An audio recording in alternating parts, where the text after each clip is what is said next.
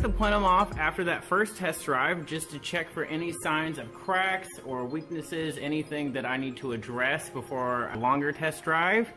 There was quite a bit of deforming going on in the center section under vacuum. I'm not too worried about it because carbon fiber is designed to flex. That's where a lot of its strength comes from. But I went ahead and built this little aluminum bridge here. So this is epoxy to this bolt. And then this one right here is a bolt that's got 2 jam nuts on it to hold this perfectly in place. It should add a lot of support and add some durability to the plenum so that I don't have to rebuild it every 2 years.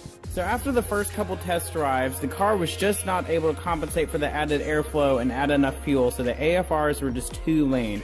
So I'm gonna have to drive up to the dyno in the old plenum and install this once I get there.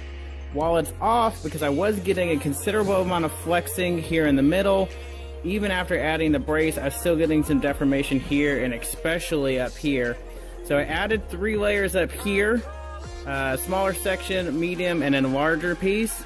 And then what I'm gonna do is I ordered another yard of fabric, and I'm just gonna go ahead and add 4 or 5 more layers over the whole thing. So it'll be somewhere between 9 to 10 layers across the entire plenum, even the neck up here, just to make it as strong as I possibly can. I don't want this thing to, split and I have a giant vacuum leak and I can't drive it home or something like that. I want this to last for a few years at least. So adding these extra layers will just go ahead and add some security. It's not on the car right now. It's not going to be an inconvenience in any way. Now's the best time to do that. Before I head up to the dyno, I added 6 more plies of carbon. So that was originally 5, which is now 11 plies of carbon for this. So it's twice as heavy.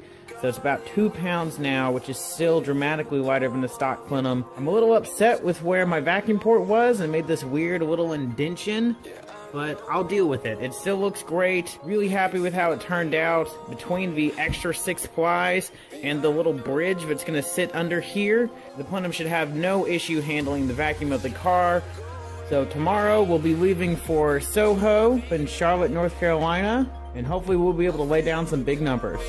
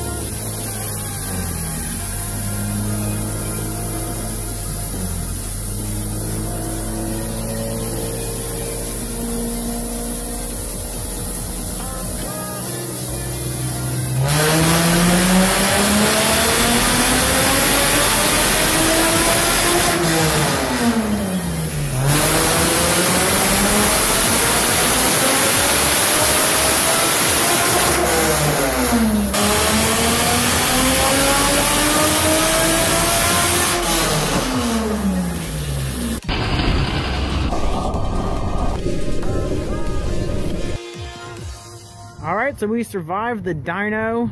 I am freezing. That's why the camera's shaking right now, because I am so cold. The numbers weren't quite as high as I hoped. Still basically the same numbers as the last dyno run that I did 2 years ago. But different dyno, different day. I'm not worried about that part. What I'm really worried about is the fact that the curve just climbs, and goes all the way up. The tuner mentioned that he never sees a DE motor do that, so I'm really proud of the motor. It did a great job. I'm going to post up a dyno curve after I'm done talking, but the car did great. So excited to drive it home.